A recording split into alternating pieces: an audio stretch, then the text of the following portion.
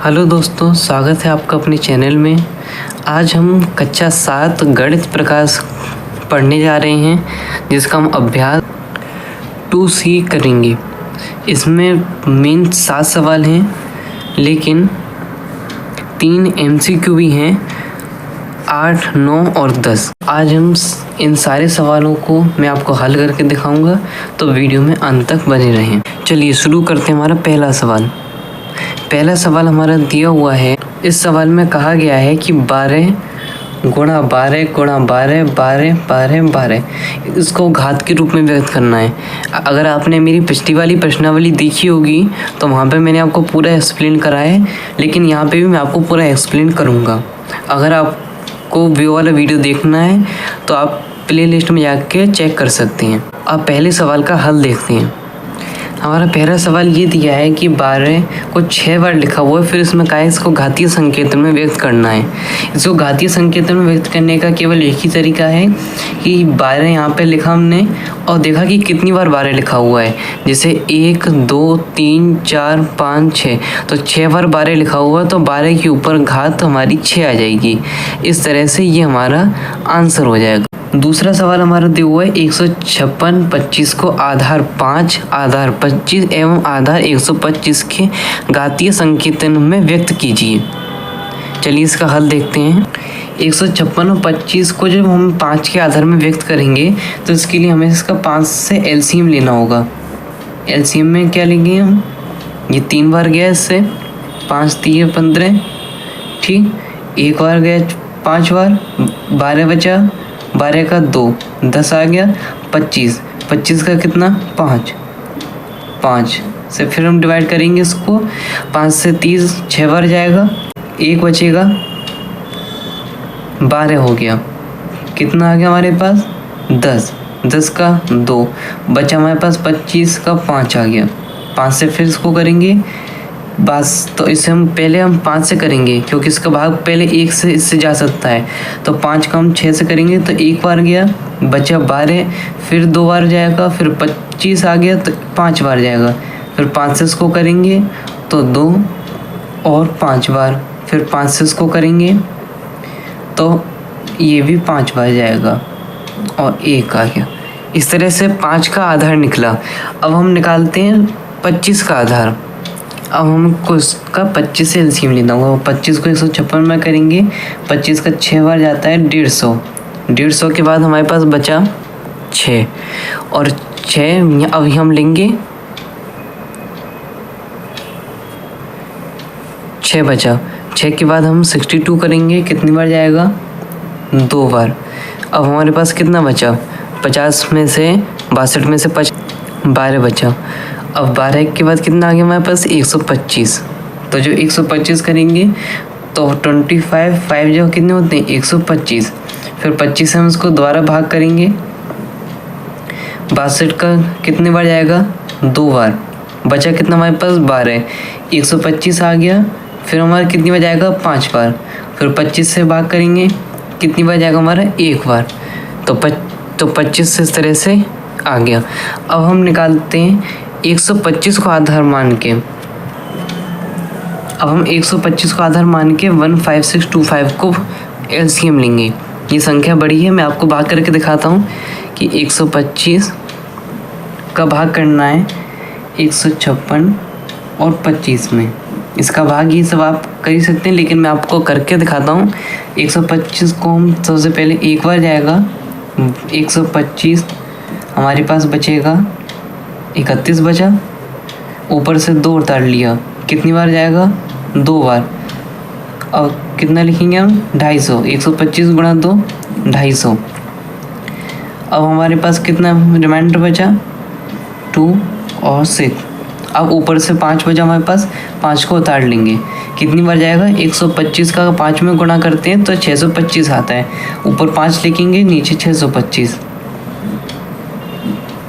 हमारा ये क्या मिला हमको 125।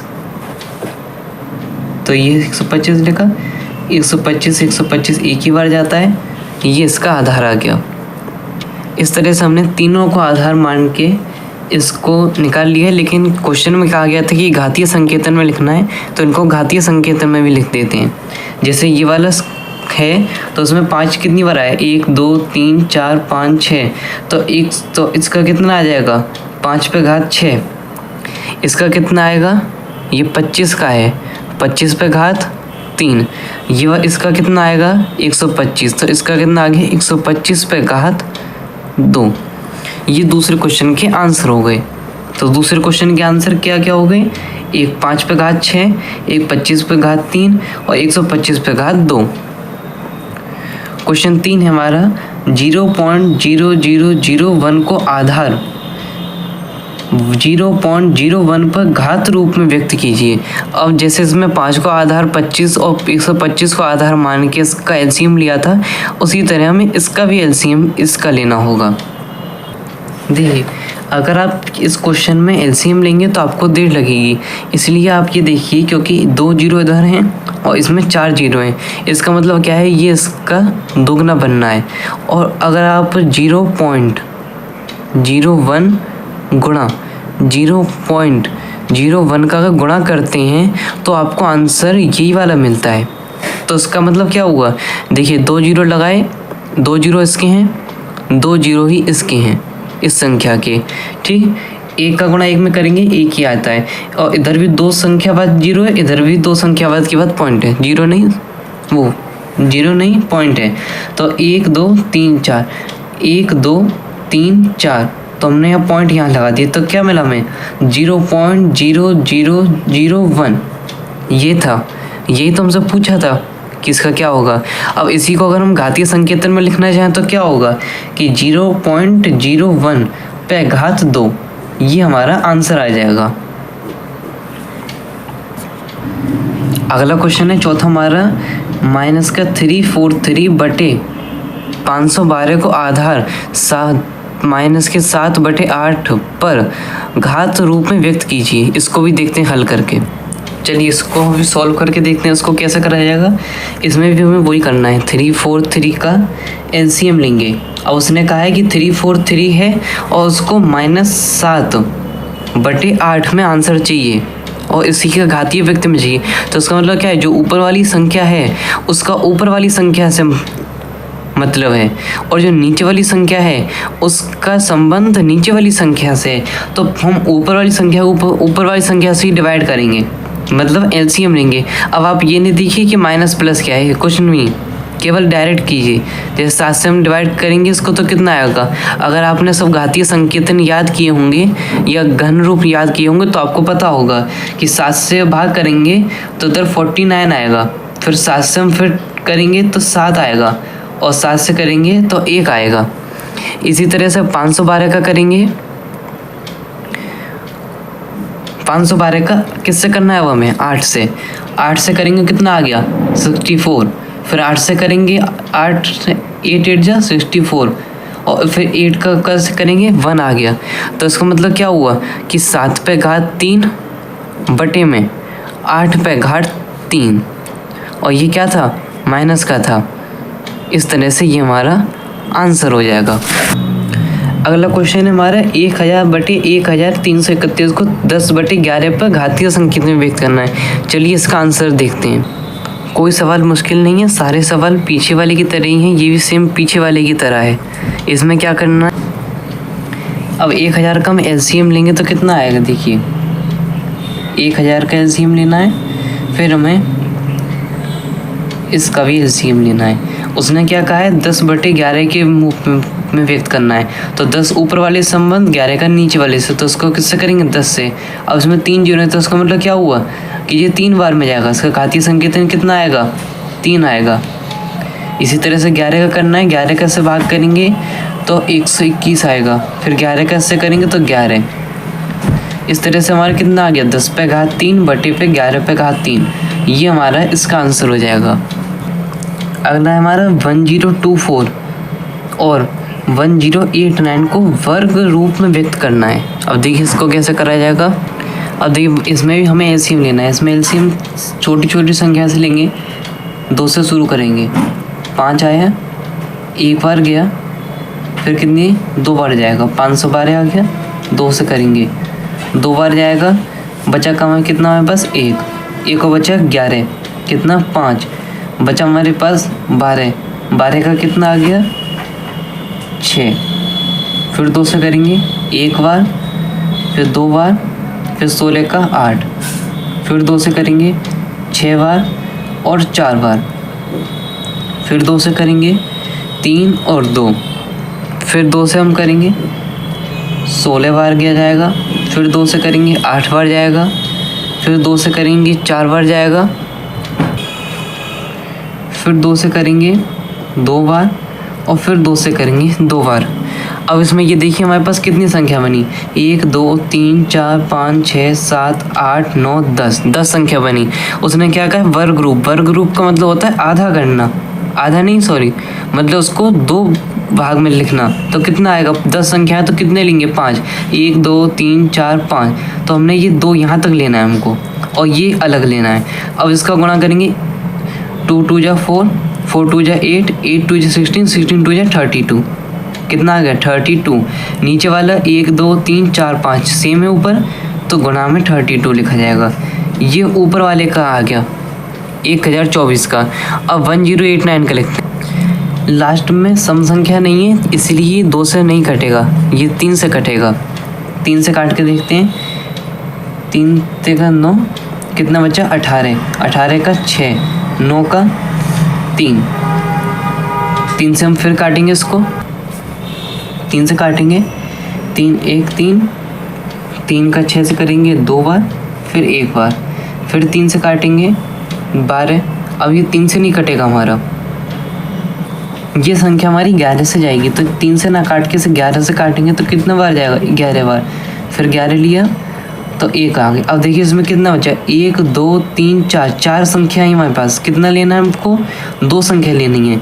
लेकिन अब अगर हम 3 और 3 6 लेंगे, 3 3 6, वो 3 3 9 और 11 11 1 2 1, तो ये हमारा गलत हो जाएगा। लेकिन एक संख्या हम 11 लेंगे, एक संख्या 3 की लेंगे, फिर एक संख्या 11 की और एक संख्या 3 की, तो कैसे आएगा 11 गुणा 3 और फिर प्लस में कितना हम लेंगे, जो अलग से संख्या हम लेंगे वो कितनी आएगी हमारी 11 गुणा में 3, तो कितना आ गया 33 गुणा में 33, ये आया हमारे पास। तो नीचे का क्या आ जाएगा इधर, जो हमारा इधर का आएगा इसमें लिखा जाएगा 33 गुणा में 33। अब इसका वर्ग रूप क्या आएगा 32 का स्क्वायर बटे में 33 का स्क्वायर, ये हमारा इसका आंसर हो जाएगा, जो किसका आएगा 1024 बटे में 1089 का, ये हमारा आंसर हो जाएगा। लास्ट के कुछ सवाल और बचे हमारे, केवल एक लास्ट सवाल, ये वाला मेन सवाल। 512 719 को घन रूप में व्यक्त करना है। घन रूप मतलब जो क्यूब में होता है, घात 3 वाले में, इसमें भी हमें एलसीएम ही देना है। 512 का एलसीएम पहले भी लिया था हमने, कितना आएगा 8 से जाएगा, 8 से 64 बार गया, 8 से गया, फिर 8 बार, फिर 8 से 1 बार। 729 का एलसीएम लेंगे हम, कितना जाएगा 9 से लेंगे, 9 से 81, फिर 9 से 9 आएगा, फिर 9 से फिर 1 आएगा। अब हमारे पास कितना आ गया, इसका मतलब क्या है 8 गुणा में 8 बटे में 9 गुणा 9 गुणा में 9 बराबर कितना 8 पे घात 3 बटे में 9 में घात 3। तो इस हिसाब से हमारा आंसर क्या हुआ कि 512 बटे में 729 बराबर में 8 पे घात 3 बटे में 9 पे घात 3, ये हमारा आंसर हो जाएगा। जो हमारे मेन सवाल थे 7 सवाल वो हमारे हो चुके। अब हम आते हैं एमसीक्यू पे। एमसीक्यू में हमसे क्या किया गया है कि इसका वर्ग रूप लिखना है। अब इसमें देखिए कितनी संख्या है 1 2 3 4 5 6, इसमें 6 अंक के बाद क्या है पॉइंट है, तो उसका मतलब क्या है 6 का आधा करिए, अब कितना हुआ 3। तो ऐसी संख्या ढूंढिए जिसमें 3 अंक के बाद पॉइंट हो।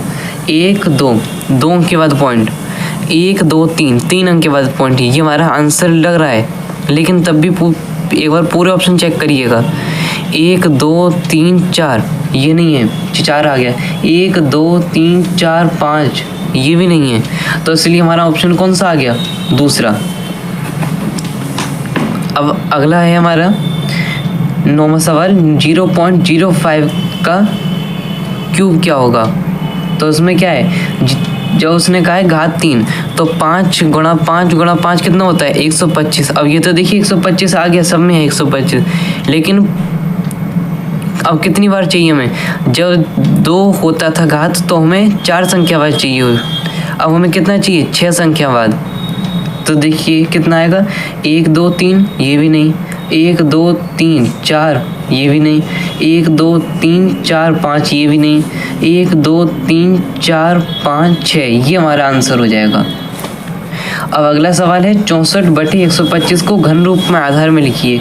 ये कितना आएगा, 64 किसका होता है 4 का, और 125 किसका 5 का, तो इसका आंसर कितना आएगा 4/5। इसी तरह से हमारी पूरी एक्सरसाइज खत्म होती है। अगर आपको एक्सरसाइज अच्छी लगी हो तो वीडियो को लाइक करें, शेयर करें और सब्सक्राइब करें, और अपने क्लास के दोस्तों के साथ शेयर अवश्य करें। अगली एक्सरसाइज में मिलते हैं 2D पे।